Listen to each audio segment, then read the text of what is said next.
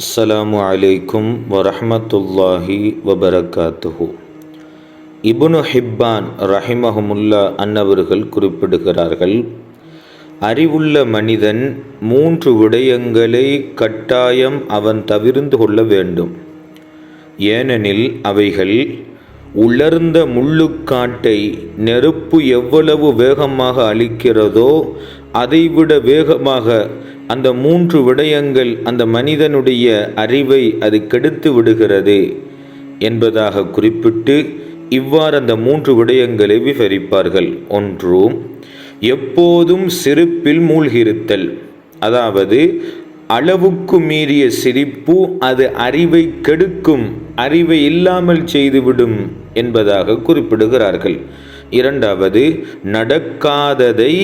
நடக்காத ஒரு விடயத்தை அதிகமாக ஆசை கொள்வது. அந்த விடயம் நடக்கவே மாட்டாது, நடக்கவே முடியாது, அப்படியான விடயத்தை அதிகமாக ஆசை வைப்பது. 3, சரியாக ஆராயாமல் முடிவெடுப்பது. ஒரு விடயத்தை சரியாக ஆராயாமல் அந்த விடயத்தில் முடிவெடுப்பது.